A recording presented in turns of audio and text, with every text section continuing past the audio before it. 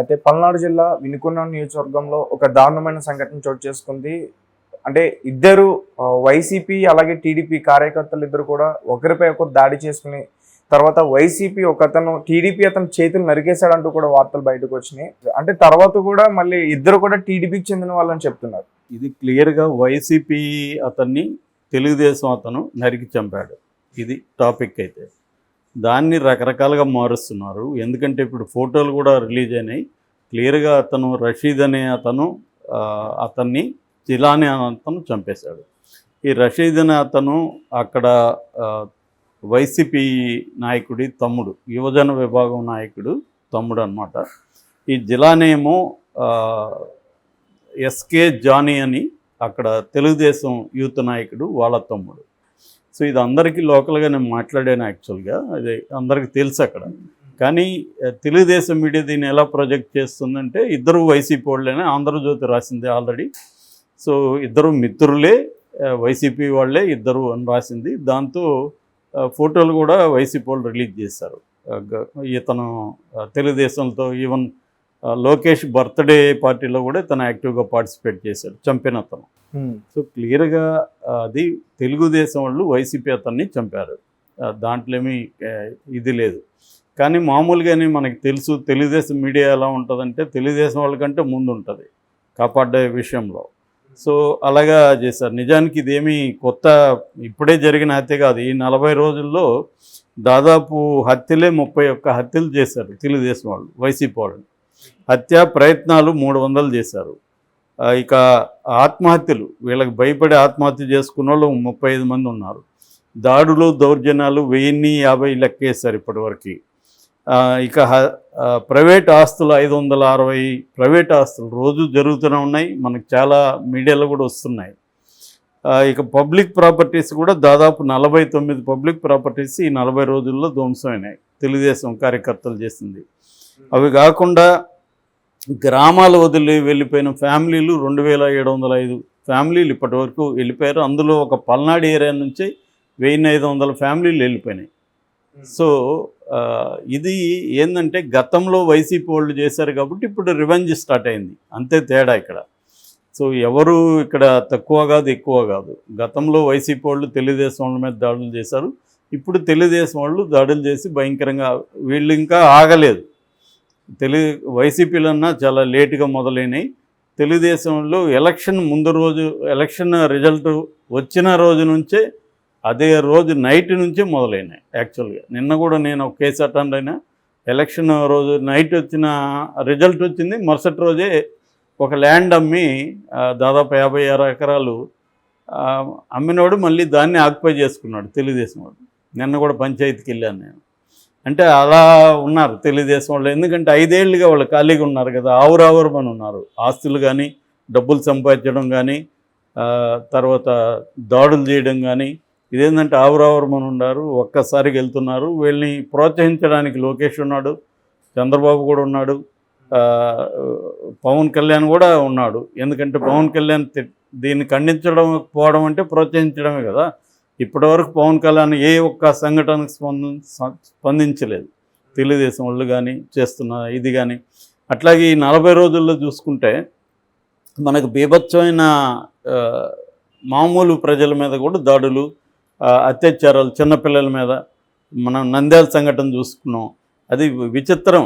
ఇప్పటి వరకు మొన్న 2 రోజుల ముందు మాత్రమే ఎవరు బాడీని ఎక్కడ వేశారని కనుపెట్టారు పోలీసులు. మామూలుగా మనం అనేక సంఘటనలు మనమే చెప్పుకొని ఉంటాం. 2 రోజుల్లో పోలీసులు పట్టుకుంటారు ఇవాళ ఉన్న పరిస్థితిలో. ఎందుకంటే వాళ్ళు చేసేది ఏంది, ఎవరి మీద అనుమానం ఉంటుందో వాళ్ళని తీసుకొచ్చి 4 పీకుతారు. పీకితే వాళ్ళు నిజాలు చెప్పేస్తారు. వాళ్ళ టార్చర్ని ఎవరు కూడా తట్టుకోలేరు. కానీ ఇక్కడ ఎందుకు చేశారు అంటే చంపింది, ఆ చిన్న పాపను చంపింది ఎవరంటే తెలుగుదేశం నాయకుడు అనుచరుడి పిల్లలు. దానివల్లనే చాలా డెమోక్రటిక్గా వ్యవహరిస్తారు. తమకి సంబంధించిన వాళ్ళైతే కొట్టరు, చాలా డెమోక్రటిక్గా చట్టాన్ని ఫాలో అవుతారు. మనకు కూడా నీతి కూడా బోధిస్తారు అవసరమైతే పోలీసులు. మేము చట్ట ప్రకారం వెళ్తున్నామండి, ఎంక్వైరీ చేస్తున్నాం అంటారు. అదే వేరే వాళ్ళు అనుకో 2 గంటల్లోనే వాళ్ళని పట్టుకొచ్చి 4 కొట్టి నిజాలు రప్పించి చెప్పేస్తారు. ఇప్పటి వరకు కూడా ఆ డెడ్ బాడీ కనిపించలేదు. సో ఇలాగా చిత్తూరు జిల్లాలో ఏర్పేట దగ్గర ఒక 6 ఏళ్ల పిల్లని 65 ఏళ్ల అతను రేప్ చేశాడు. సో వీళ్ళు మొన్నటి వరకు ఈ కేసులంతా పవన్ కళ్యాణ్ విపరీతంగా మాట్లాడిన వ్యక్తే కదా, చంద్రబాబు విపరీతంగా మాట్లాడిన వ్యక్తే కదా. సో లోకేష్ అయితే ప్రతిదీ ఎర్ర బుక్లో రాసుకుంటున్నాడు కదా. మరి ఇవన్నీ ఎందుకు అతను ఇంకొక బ్లూ బుక్కో లేకపోతే ఎల్లో బుక్కో పెట్టి రాయాలి కదా లోకేష్ కూడా, తమ పాలనలో ఏం జరుగుతుందని. సో ఇదేంటంటే వీళ్ళు కౌంటర్ అటాక్కి వెళ్తున్నారు తప్ప, మీడియా అంతా కూడా కప్పిపుచ్చుకోవడానికి కౌంటర్ అటాక్కి వెళ్తుంది తప్ప నిజానికి దీనివల్ల తెలుగుదేశానికే నష్టం. ఎందుకంటే ఇదే పని వైసీపీ వాళ్ళు కూడా చేశారు గతంలో, అందుకనే వ్యతిరేకత వచ్చింది. ఇప్పుడు తెలుగుదేశంలో చెప్తున్నారు నాతో చాలామంది, మా వాళ్ళు 6 నెలలు కూడా పట్టదు సార్ మా వాళ్ళకి వ్యతిరేకత రావడానికని. అది వచ్చేస్తుంది. ఎందుకంటే ఈ స్థాయిలో అరాచకత్వం ప్రబలితే జనాలకి అందరికీ, ఇప్పుడు మనం మీడియా మ్యానిపులేట్ చేయొచ్చు కానీ లోకల్గా జరిగిన దగ్గర అయితే తెలుసు కదా ఎవరు చేశారని తెలియదా వాళ్ళకి. సో కాబట్టి ఏంటంటే ఇది ఆపలేవు. ఒకసారి నువ్వు కంట్రోల్ వదిలేస్తే మళ్ళీ నీ అనుకున్నప్పుడు కంట్రోల్ చేయడం కుదరదు. సో ఇప్పుడు ఆల్రెడీ ఇసుక విషయంలో ఆల్రెడీ కుంభకోణాలు స్టార్ట్ అయినాయి. చంద్రబాబే ఇసుక దీంట్లో మీరు ఇన్వాల్వ్ కాకుండా ఎమ్మెల్యేలు కానీ పిలిపించాడంటే మనం అర్థం చేసుకోవచ్చు. ఎందుకంటే మళ్ళీ వైసీపీ వాళ్ళు వస్తారని వైసీపీ చాలా చోట్ల ఇసుక డంప్ చేసి పెట్టారు. వీళ్ళు రాగానే ఎమ్మెల్యేలు వాటిని అమ్మేసుకున్నారు. సో ఇది ఎందుకంటే మనకి క్లియర్ కదా కామన్ సెన్స్. ఎందుకంటే ఒక్కొక్క ఎమ్మెల్యే క్యాండిడేటు 50 నుంచి 100 కోట్లు ఖర్చు పెట్టారు. లోకేష్ 30 కోట్లు వసూలు చేశాడని కూడా అప్పట్లో పుకార్లు వచ్చాయి ఒక్కొక్క ఎమ్మెల్యే క్యాండిడేట్ దగ్గర. మరి ఇప్పుడు వాళ్ళని అడిగే నైతిక హక్కు లోకేష్కి కానీ చంద్రబాబుకి ఏముంటుంది? వాళ్ళు అవినీతి చేస్తే కొంచెం జాగ్రత్తగా చూసి చేయండిరా అని చెప్పాలి తప్ప చేయొద్దని చెప్పే వ్యవహారం ఏముండదు. ఎందుకంటే ఈయన ముందే ప్లాన్డ్గా డబ్బున్న వాళ్ళకే ఎక్కువ సీట్లు ఇచ్చారు. కాబట్టి ఇక్కడ వైసీపీ ఉన్నా, తెలుగుదేశం ఉన్నా, కాంగ్రెస్ ఉన్నా, బీఆర్ఎస్ ఉన్నా, బీజేపీ ఉన్నా ఈ అవినీతి అనేది విచ్చలవిడిగా జరుగుతుంది. దాడులు విచ్చలవిడిగా జరుగుతుంటాయి. దీన్ని ఎవరో మనలాంటి వాళ్ళు మాట్లాడుతూ మనకు కూడా ఒక ముద్ర వేస్తారు, ఇతను తెలుగుదేశం వాడని వైసీపీ వాళ్ళు, వైసీపీ అని తెలుగుదేశం వాళ్ళు ఇలాగ ముద్ర వేస్తారు తప్ప ఇవి జరుగుతూనే ఉంటాయి. ఇక్కడ ఇంకోటి ఏంటంటే పల్నాడులో ఎస్పీని మార్చారు. మల్లికా గార్గ్ ఆమె బాగా పనిచేస్తాను. అంతకుముందు ఆయన ఎవరు బిందు మాధవ ఎవరున్నారు, ఆయన మీద ఆరోపణలు వచ్చి ఆయన్ని మార్చారు. మార్చి మల్లికా గార్గ్ వచ్చింది. ఆమె కొంత సెటరైట్ చేస్తుంది ఎలక్షన్ టైంలో. కానీ ఆమెను కూడా తీసేసి ఇప్పుడు శ్రీనివాస్ అనే అతను 2 రోజులు వచ్చింది. అతను కూడా రాజకీయ నాయకుడిలాగా మాట్లాడుతున్నాడు. ఇది రాజకీయ కక్ష కాదు, ఇది వ్యక్తిగత కక్ష చంపేస్తారని చెప్తున్నారు. సో క్లియర్గా పల్నాడులో ఇది ఒకటే కాదు, నిన్ననే ఇంకొకటి కూడా జరిగింది అక్కడనే, ఆ ఏరియాలోనే, గుంటూరు జిల్లాలోనే. సో విపరీతంగా రాష్ట్ర వ్యాప్తంగా జరుగుతున్నాయి. ఇప్పుడు ఇందాక నేను చెప్పినట్టుగా 31 మంది వైసీపీ వాళ్ళు హత్యలకు గురయ్యారు, ప్రజలు వేరే వాళ్ళు కాకుండా. అంటే పెద్ద ఎత్తున ఏంటంటే వీళ్ళు రివెంజ్ దీన్ని స్టార్ట్ చేశారు. అది పై స్థాయిలోనే జరిగింది.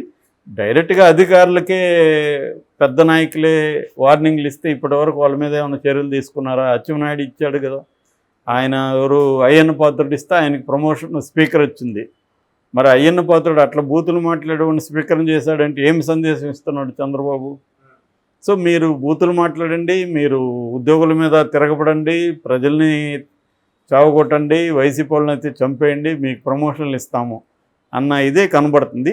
లోకేష్ ఓపెన్గా కూడా చెప్పాడు కదా గతంలో, మీరు ఎంతమంది వైసీపీ వాళ్ళని కొడితే మీకు అంత నేను పోస్టులు ఇస్తాను అన్నాడు. ఓపెన్గానే చెప్పాడు కదా, మనందరూ చూసాం కదా.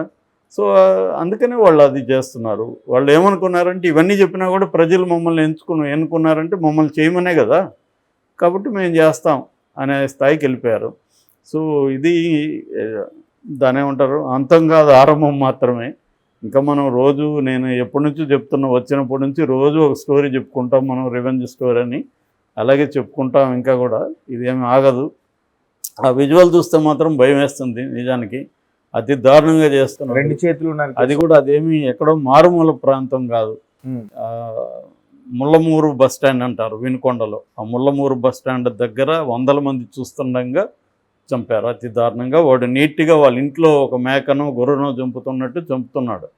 ఏమాత్రం వాడికి ఏమీ డిస్టర్బెన్స్ లేకుండా కూల్గా కొడుతున్న నిదానంగా, అది కూడా హడావిడిగా కూడా మామూలుగా చంపేది హడావిడి చంపి వెళ్ళిపోతారు ఎవరైనా.